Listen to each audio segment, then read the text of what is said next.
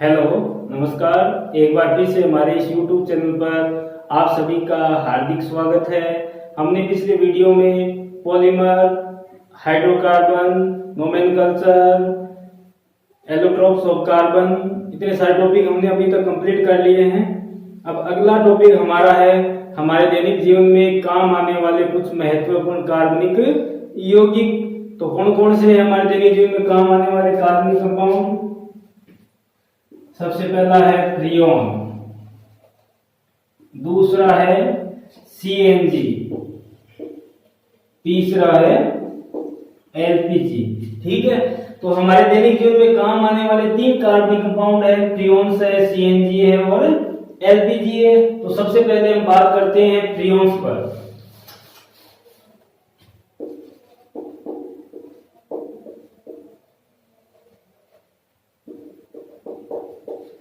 सबसे पहले किस पर बात करते हैं? फ्रियोन्स पर। तो फ्रियोन्स का दूसरा नाम क्या है? CFC। ठीक है, तो फ्रियोन्स का दूसरा नाम क्या है? CFC, यानी क्लोरो फ्लोरो कार्बन, यानी क्लोरो फ्लोरो कार्बन को क्या कहते हैं? CFC। CFC को क्या कहते हैं? फ्रियोन्स। अब इस नाम से पता चल रहा है CFC, C का मतलब क्या है? कार्बन। C का मतलब क्या है? कार्बन। यानी इस कार्बन के साथ क्लोरीन और फ्लोरीन, इस कार्बन के साथ क्लोरीन और फ्लोरीन क्रिया करके जो यौगिक बनाते हैं उन्हें क्या कहते हैं? CFC। यानी कार्बन के साथ क्लोरीन और फ्लोरीन अणु जुड़कर जो यौगिक बनाते हैं उन्हें क्या बोलते हैं? CFC। अब CFC को क्या कहा जाता है? फ्रियोन्स। ठीक है, अब इस फ्रियोन्स का निर्माण कैसे होता है? फ्रियोन्स का निर्माण कैसे होता है? तो सबसे पहले कार्बन टेट्राक्लोराइड, कार्बन टेट्राक्लोराइड की अभिक्रिया हाइड्रोजन फ्लोराइड के साथ करवाते हैं। कार्बन टेट्राक्लोराइड की अभिक्रिया हाइड्रोजन फ्लोराइड के साथ करवाते हैं। इसमें उत्प्रेरक ले लेते हैं HbCl5। एंटीमनी पेंटाक्लोराइड उत्प्रेरक की उपस्थिति में जब कार्बन टेट्राक्लोराइड और हाइड्रोजन फ्लोराइड की अभिक्रिया करवाते हैं तो क्या बनता है? CFCl3+HCl। ठीक है, अब इस कार्बन टेट्राक्लोराइड में एक क्लोरीन और एक हाइड्रोजन दोनों क्या हो जाते हैं? बाहर निकल जाते हैं। या क्या बचेगा? CCl3 और साथ में क्या बच गया? एक F। तो यानी CFCl3 बन जाएगा। इसका नाम क्या होता है? फ्रियोन 11। इसका नाम क्या होता है? फ्रियोन 11। ये 11 कैसे आया अभी हम इसका नामकरण पढ़ेंगे, वहां पे कंप्लीट कर लेंगे।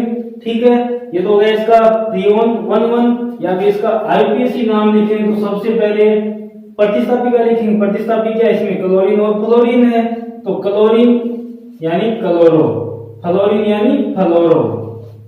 ठीक है, तो सबसे पहले अल्फाबेट में सबसे पहले कौन सा आता है? C आता है, यानी क्लोरो आएगा। तो क्या हो जाएगा? Trichloro. क्या हो जाएगा? Trichloro monofluoro. एक है, एक के लिए क्या लगा दी? मोनोफ्लोरो। और उसके बाद में एक कार्बन, तो एक कार्बन के लिए क्या लगा देंगे? मेथेन। तो आईपीसी नाम क्या हो जाएगा? Trichloro monofluoro methane. और फ्रियोन का नामकरण क्या हो जाएगा? फ्रियोन 11। ठीक है, तो सबसे पहले फ्रियोन का निर्माण हमने कैसे किया? कार्बन टेट्राक्लोराइड की जब अभिक्रिया हाइड्रोजन फ्लोराइड के साथ एंटीमनी पेंटाक्लोराइड उत्प्रेरक की उपस्थिति में करवाने पर फ्रियोन 11 का निर्माण होता है। ठीक है, अब हम पढ़ते हैं इसका फ्रियोन का नामकरण।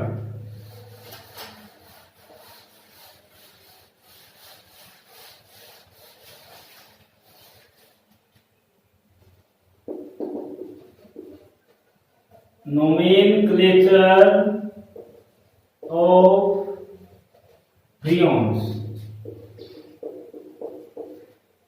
फ्रियोन्स का नामकरण। ठीक है, तो सबसे पहले हमें ध्यान रखना है, बिल्कुल ही इजी है। तो फ्रियोन्स का नामकरण करने के लिए कार्बन के साथ क्या क्या जुड़ा रहेगा, फ्लोरीन व हाइड्रोजन। क्या क्या जुड़ा रहेगा, कार्बन, फ्लोरीन व हाइड्रोजन के आधार पर क्या करते हैं, फ्रियोन का नामकरण करते हैं। तो इसके लिए एक सिंपल सा सूत्र है एक्स वाई जेड। ठीक है, इसके लिए सिंपल सा सूत्र है एक्स वाई जेड। अब यहां पर एक्स क्या है, फ्रियोन अणु में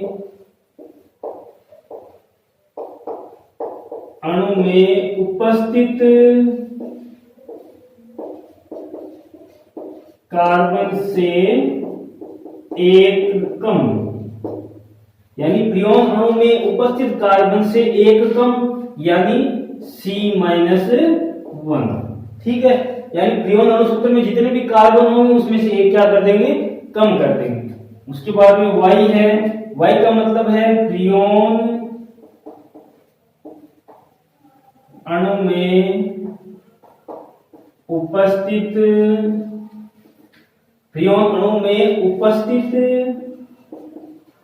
हाइड्रोजन से एक अधिक, क्या है, फ्रियोन अणु में उपस्थित हाइड्रोजन से एक अधिक, यानी H+1।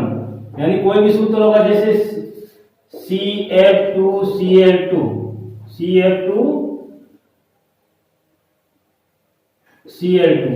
ठीक है।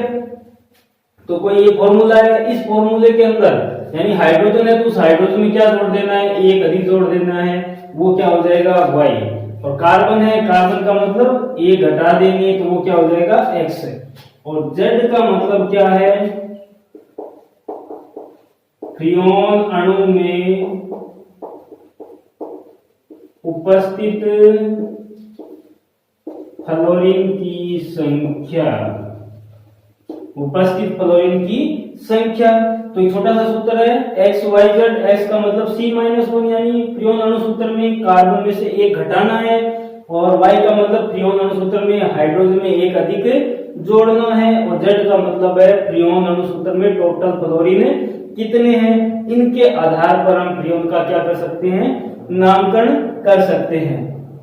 ठीक है, तो मैं एक सारणी का तुम्हें बता देता हूं।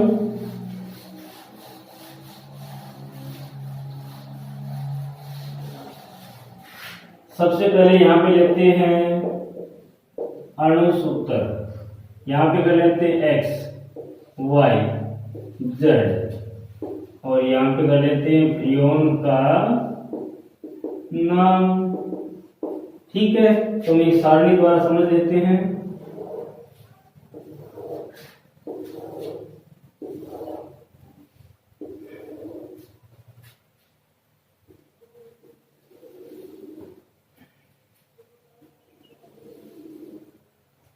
ठीक है, तो सबसे पहला उदाहरण लेता हूं मैं CFCl3।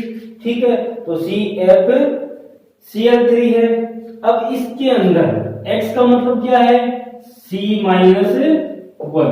x का मतलब क्या है, C-1, यानी कार्बन में से क्या घटा देना है, एक घटा देना है। यहाँ पर पहले से क्या है, कार्बन एक ही है, तो एक का मतलब यहाँ पे क्या आ जाएगा, 0। Y का मतलब यहाँ पर क्या है, H+1, यानी हाइड्रोजन में क्या जोड़ देना है, एक अधिक जोड़ देना है। लेकिन इस अणु सूत्र में कोई हाइड्रोजन नहीं है, तो क्या कर देंगे, हम एक ही लिख देंगे। यदि हाइड्रोजन होता तो उसकी संख्या में एक और जोड़ देते। यहाँ पे कोई हाइड्रोजन नहीं है, इसलिए हम यहाँ पे क्या कर देंगे, एक। अब Z का मतलब क्या है, यहाँ पर कितने फ्लोरीन परमाणु हैं, कितने फ्लोरीन परमाणु हैं इस सूत्र के अंदर, एक ही है, तो यहाँ पे क्या कर देंगे, एक लगा देंगे। तो CFCl3 का क्या होगा, 011। तो फ्रियोन का नाम क्या हो जाएगा, फ्रियोन 011। 0 को नहीं लिख सकते तो हम क्या कर सकते हैं, फ्रियोन 11। ठीक है, तो CFCl3 का नामकरण क्या हो जाएगा, फ्रियोन 11। इसी प्रकार दूसरा यौगिक लेते हैं CF2Cl2। ठीक है, दूसरा यौगिक है CF2Cl2। तो कार्बन यानी एक हटा देना है तो 0, उसके बाद में हाइड्रोजन, इसमें एक भी नहीं है तो क्या करना है, एक जोड़ देना है। ठीक है, उसके बाद में Z यहाँ पर कितने हैं, फ्लोरीन परमाणुओं की संख्या कितनी है, 2 है। तो यहाँ पे क्या कर देंगे 2, तो सूत्र क्या हो जाएगा फ्रीऑन 1 2, फॉर्मूला क्या हो जाएगा फ्रीऑन 1 2। ठीक है, तो ये क्या हो गया इसका सूत्र हो गया। ठीक है, अब अगला कंपाउंड लेते हैं C2F2Cl4। ठीक है, कितना है C2F2Cl4। तो इसका क्या हो जाएगा, कार्बन यहाँ पे कितने हैं, कार्बन कितने हैं 2 है, 2 में यानी 1 घटा देंगे तो यानी 1। हाइड्रोजन कितने हैं इसमें 1, उसके बाद में Z यानी फ्लोरीन परमाणु की संख्या कितनी है 2, तो कितना लिख देंगे 2। तो क्या सूत्र हो जाएगा फ्रीऑन 112। क्या फॉर्मूला हो जाएगा इसका फ्रीऑन 112 हो जाएगा। अब इसके बाद में एक उदाहरण और ले लेते हैं C2F3Cl3, एक फॉर्मूला और है। अब यहाँ पर कार्बन के कितने हैं 2 हैं, 2 में से 1 घटा दें कितना आएगा 1। Y का मतलब हाइड्रोजन की संख्या, इसमें हाइड्रोजन एक भी नहीं है तो सूत्र के हिसाब से क्या कर देंगे 1 लगा देंगे। उसके बाद में Z यहाँ पर फ्लोरीन परमाणु की संख्या कितनी है 3, तो फॉर्मूला क्या हो जाएगा 113 यानी फ्रीऑन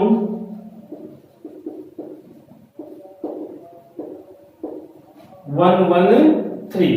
ठीक है, तो इसका फॉर्मूला क्या हो जाएगा फ्रीऑन 113। तो ये 4 कंपाउंड हमारे पास, इनका हमने अलग अलग से नामकरण कर लिया है। सिर्फ और सिर्फ ध्यान ये रखना है, एक छोटा सूत्र है XYZ। X का मतलब कार्बन से 1 कम कर देना है, Y का मतलब 1 हाइड्रोजन अधिक जोड़ देना है, और Z का मतलब टोटल फ्लोरीन परमाणुओं की संख्या जितनी सूत्र के अंदर होगी उतनी की उतनी हम लिख देंगे। उसके हिसाब से हम क्या कर देंगे फ्रीऑन का नामकरण कर देंगे। इसका हम आईपीएसी नामकरण भी कर सकते हैं। तो सबसे पहले किसका करेंगे प्रतिस्थापी का। अब यहाँ पर ये कार्बन है, ये कार्बन क्या है मुख्य श्रृंखला है, क्या है मुख्य श्रृंखला मान लेंगे। अब 2 है, ये क्या है प्रतिस्थापी, यानी इस कार्बन के साथ क्या जुड़े हुए हैं ऐसे जुड़े हुए हैं Cl Cl Cl। ठीक है, अब ये कार्बन जो मेन सेंटर वाला होगा ये तो मुख्य समूह हो गया, यानी मुख्य श्रृंखला का हो गया। अब बाकी बाहर वाले क्या हो गए प्रतिस्थापी। तो 3 एक जैसे हैं क्लोरो और 1 है क्लोरो। तो अल्फाबेट के आधार पर क्लोरो क्या आता है पहले आता है, तो इसका क्या नाम हो जाएगा ट्राई क्लोरो मोनो फ्लोरोमेथेन। क्या हो जाएगा ट्राई क्लोरो मोनो क्लोरोमेथेन। इसी प्रकार इसका भी कर सकते हैं, दोनों सेम ही है, 2 हैं तो क्लोरो पहले आएगा डाई क्लोरो डाई फ्लोरोमेथेन। इसका नामकरण क्या हो जाएगा डाई क्लोरोमेथेन। अब इसका नामकरण करेंगे तो यहाँ पर कार्बन कितने 2 है, यानी 2 कार्बन के साथ क्या जुड़े हुए हैं फ्लोरीन जुड़े हुए हैं Cl Cl Cl Cl, यानी इस तरह से जुड़े हुए हैं। 2 कार्बन के साथ क्या जुड़े हुए हैं 2 फ्लोरीन जुड़े हुए हैं और 4 क्लोरीन जुड़े हुए हैं। अब टोटल क्लोरीन कितने हैं 4 क्लोरीन जुड़े हुए हैं। 4 के लिए क्या लिख देंगे टेट्रा क्लोरो, उसके बाद में 2 क्लोरीन है तो डाई फ्लोरो, 2 कार्बन के लिए क्या हो जाएगा एथेन। ठीक है, इसी प्रकार इसका भी कर सकते हैं हम। 3 क्लोरीन है और 3 फ्लोरीन जुड़े हुए हैं तो क्या हो जाएगा ट्राई क्लोरो ट्राई फ्लोरो एथेन। ठीक है, तो ये क्या होगा आईपीसी नामकरण हो गया और ये इनका क्या हो गया फ्रीऑन का नामकरण हो गया। बिल्कुल सिंपल है, फॉर्मूला के हिसाब से हम क्या कर सकते हैं फ्रीऑन का नामकरण कर सकते हैं। केवल एवं केवल एक छोटे से फॉर्मूले को ही ध्यान में रखना है XYZ। X का मतलब कार्बन में से 1 कम, Y का मतलब हाइड्रोजन में 1 अधिक जोड़ना है और Z का मतलब यहाँ पर क्या है टोटल फ्लोरीन परमाणु। ठीक है, तो ये हो गया फ्रियोन का नामकरण। अब फ्रियोन है, इसका उपयोग क्या है? फ्रियोन हमारे डेली जीवन में क्या काम आता है? सबसे पहले सीधा सा ध्यान में आना चाहिए, फ्रियोन किसमें होता है? एयर कंडीशनर में। किसमें होता है? एयर कंडीशनर यानी एसी के अंदर। दूसरा है रेफ्रिजरेटर के अंदर भी। दूसरा जो हमारे घरों में काम में लेते हैं, कौन सा? फ्रिज, उसके अंदर भी क्या होता है? फ्रियोन होता है। एसी के अंदर होता है। और शीत संग्राहकारों में प्रशीतक के रूप में। शीत संग्राहकारों में प्रशीतक के रूप में। प्रशीतक के रूप में मतलब वहां का आसपास का वातावरण क्या करने के लिए? ठंडा करने के लिए किसको काम में लेते हैं? फ्रियोन को काम में लेते हैं। और एक और भी है, अक्रिय विलायक के रूप में। क्या है? अक्रिय विलायक के रूप में। ठीक है, तो ये फ्रियोन के क्या है? सामान्य उपयोग है। और ये फ्रियोन का क्या हो गया? नामकरण हो गया। ठीक है, बिल्कुल सिंपल सा है, छोटे से फॉर्मूले को ध्यान में रखना है, उसके आधार पर किसी भी फ्रियोन का नामकरण कर सकते हैं। ठीक है, ये हो गया फ्रियोन का नामकरण। अब दूसरा कंपाउंड काम में लेते हैं, कौन सा? सीएनजी, जो सभी जानते हैं क्या होता है।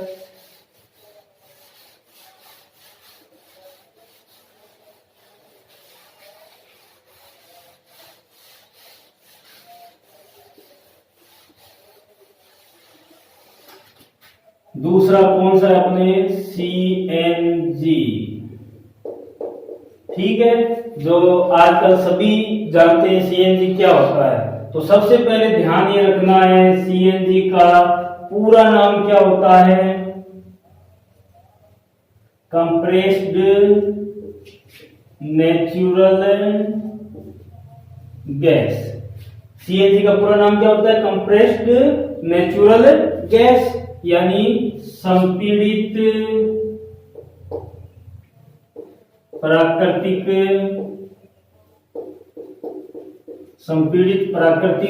गैस।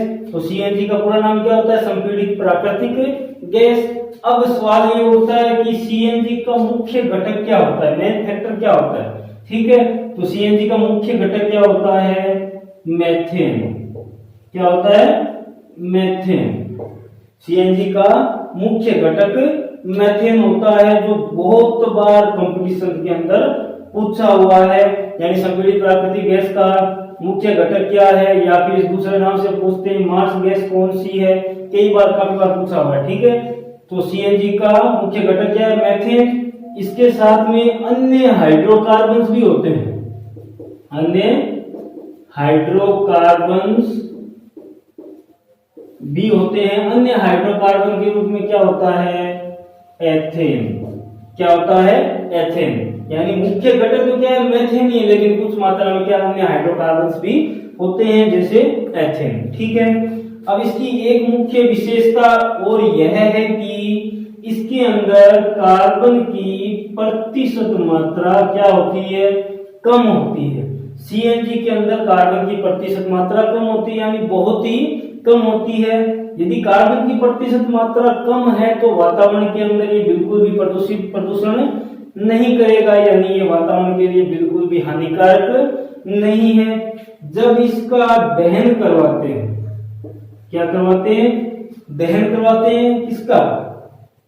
सीएनजी का, यानी मेथेन का जब वातावरण में दहन करवाते हैं, यानी CH4 का क्या करवाते हैं? दहन, यानी वातावरण को जलाते हैं, तो इससे क्या बनता है? CO2 plus H2O। ठीक है, जो ये CO2 है प्लस साथ में कार्बन मोनोऑक्साइड गैस की होती है। CO2 और CO दोनों ही बहुत ही कम मात्रा में निकलती है। दोनों ही बहुत ही कम मात्रा में वातावरण में फैलती है, यानी बिल्कुल भी नहीं होती है। क्यों? क्योंकि इसमें कार्बन की प्रतिशत मात्रा क्या होती है? कम होती है। इसलिए यह वातावरण के लिए क्या है? हितैषी है, यानी वातावरण के लिए क्या है? लाभदायक है, वातावरण के लिए बिल्कुल भी हानिकारक नहीं है। अब सवाल ये उठता है कि ये सीएनजी गैस प्राप्त कहां से होती है? जो सीएनजी गैस है ये प्राप्त कहां से होती है? जैसे जैसे हम पृथ्वी की गहराई में जाते हैं, पृथ्वी की गहराई में जाते हैं तो वहां नीचे अंदर क्या होता है? पेट्रोलियम के उत्पाद होते हैं, बहुत सारे पेट्रोलियम के उत्पाद होते हैं। उन पेट्रोल के उत्पाद के ऊपर एक परत के रूप में विभिन्न गैसें पाई जाती है। उन गैसों को क्या कहा जाता है? नेचुरल गैस, यानी क्या कहा जाता है? प्राकृतिक गैस कहा जाता है। जब पेट्रोल का क्या करते हैं? खनन करते हैं, भूमि से क्या करते हैं? निकालते हैं, तो ये गैसें भी क्या आ जाती है? साथ में बाहर आ जाती है। इन गैसों को एक जगह इकट्ठा कर हाई टेम्परेचर द्वारा क्या कर दिया जाता है? संपीड़ित कर दिया जाता है। इसलिए इन गैसों को क्या कहा जाता है? संपीड़ित प्राकृतिक गैस।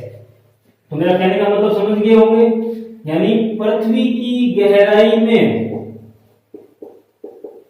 पृथ्वी की गहराई में क्या होते हैं? पेट्रोलियम के उत्पाद। क्या होते हैं? पेट्रोलियम के उत्पाद होते हैं। इन उत्पादों के ऊपर एक परत के रूप में, परत के रूप में क्या पाई जाती है? बहुत सारी गैसें पाई जाती है। क्या पाई जाती है? गैसें, यानी पृथ्वी की गहराई में जो पेट्रोल की परतें होती हैं उनके ऊपर क्या पाई जाती है? बहुत सारी गैसें पाई जाती है। उन गैसों को क्या कहते हैं? प्राकृतिक गैस। उन गैसों को क्या कहते हैं? प्राकृतिक गैस। जब पेट्रोलियम का क्या करते हैं? जब पेट्रोलियम का क्या करते हैं? खनन, यानी भूमि से निकालते हैं, जब पेट्रोल को निकालते हैं तो प्राकृतिक गैसें भी क्या आ जाती है? बाहर आ जाती है। यानी ये प्राकृतिक गैसें भी भूमि से बाहर आ जाती है। इन गैसों को क्या करते हैं? हाई टेम्परेचर, क्या करते हैं? इन गैसों को हाई टेम्परेचर द्वारा क्या कर दिया जाता है? कंप्रेस्ड कर दिया जाता है, यानी संपीड़ित कर दिया जाता है। संपीड़ित कर दिया जाता है। इस संपीड़ित गैस को क्या कहते हैं? संपीड़ित प्राकृतिक गैस। तो मेरा कहने का मतलब आप समझ गए होंगे कि पृथ्वी की गहराई में जैसे जाते हैं तो पेट्रोलियम के जो उत्पाद होते हैं उनके ऊपर विभिन्न सारी गैसें पाई जाती है। इन गैसों को क्या कहा जाता है? प्राकृतिक गैसें कहा जाता है। इन गैसों में जब पेट्रोलियम का क्या करते हैं? खनन करते हैं, यानी पेट्रोल को बाहर निकालते हैं तो ये गैसें भी क्या आ जाती है? बाहर आ जाती है। इन गैसों को इसे इकट्ठा कर हाई टेम्परेचर, यानी हाई टेम्परेचर द्वारा इन्हें क्या कर दिया जाता है? संपीड़ित कर दिया जाता है। इस संपीड़ित गैसों को क्या कहते हैं? संपीड़ित प्राकृतिक गैस, यानी सीएनजी कहते हैं। तो कहने का मतलब समझ गए। सबसे पहले ध्यान रखना है सीएनजी का पूरा नाम संपीड़ित प्राकृतिक गैस, और उसके बाद में है इसका मुख्य घटक मेथेन। अन्य घटक भी पूछते हैं, कौन सा है? एथेन। सबसे इंपॉर्टेंट बात, इसमें कार्बन की प्रतिशत मात्रा क्या होती है? बहुत ही कम होती है। जब इसका दहन करवाते हैं तो CO2 और CO की मात्रा बिल्कुल भी नहीं निकलती, यानी बहुत कम मात्रा में निकलती है। इसलिए वातावरण के लिए क्या है? ये हितैषी है, यानी लाभदायक है। इसी कारण आजकल जो यातायात के जितने भी साधन हैं,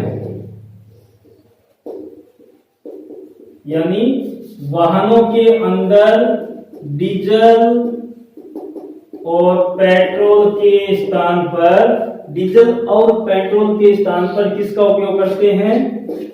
सीएनजी का।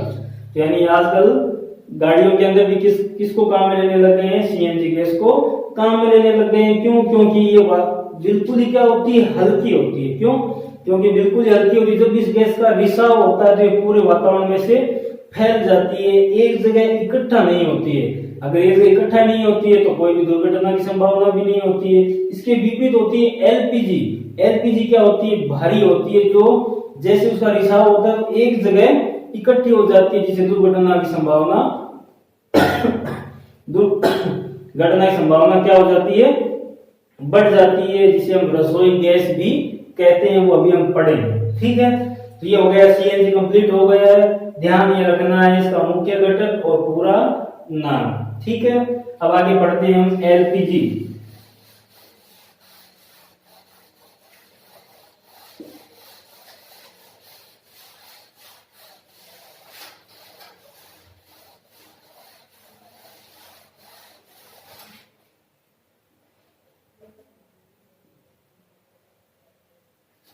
अब 3 नंबर पे है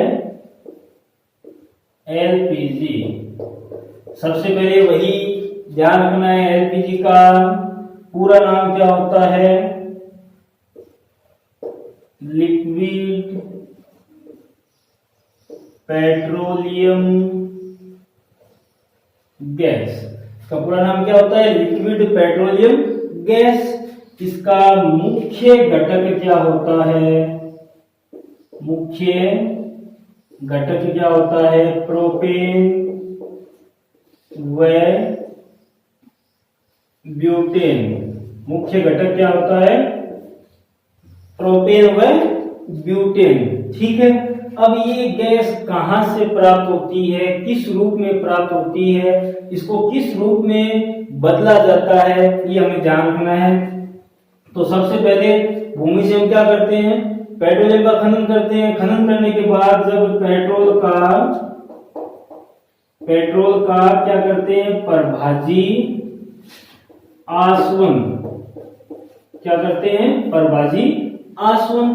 परभाजी आसवन का मतलब है जब पेट्रोल को क्या करते हैं? पेट्रोल का शुद्धिकरण करते हैं, यानी विभिन्न विधियों द्वारा पेट्रोल को क्या करते हैं? अलग करते हैं, यानी डीजल, केरोसिन, जितने भी सनेक हैं उन सभी को क्या करते हैं? अलग करते हैं, यानी शुद्ध रूप में जब पेट्रोल को प्राप्त करते हैं तो कौन सी विधि द्वारा किया जाता है?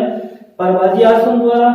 जब पेट्रोल का परभाजी आसवन करते हैं तो उस समय पेट्रोल के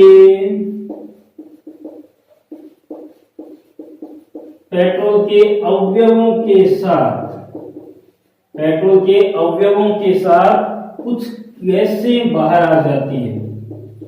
पेट्रोल के अवयवों के साथ कुछ गैसें बाहर आ जाती है।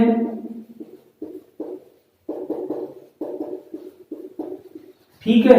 यानी जब पेट्रोल का क्या करते हैं? परभाजी आसवन करते हैं तो उस समय पेट्रोल के अवयवों के साथ कुछ गैसें बाहर आ जाती है। इन गैसों को क्या करते हैं? हाई प्रेशर, यानी इन गैसों को हाई प्रेशर द्वारा क्या किया जाता है? संपीड़ित।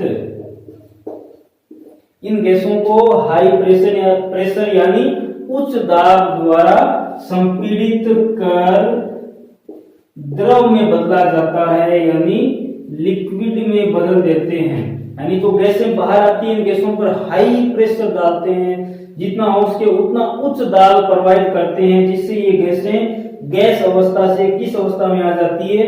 द्रव अवस्था में आ जाती है। इसलिए इन गैसों को कहते हैं लिक्विड पेट्रोलियम गैस, यानी द्रवित पेट्रोलियम गैस। अब पेट्रोलियम शब्द क्यों जुड़ा है? क्योंकि ये पेट्रोल से क्या होती है?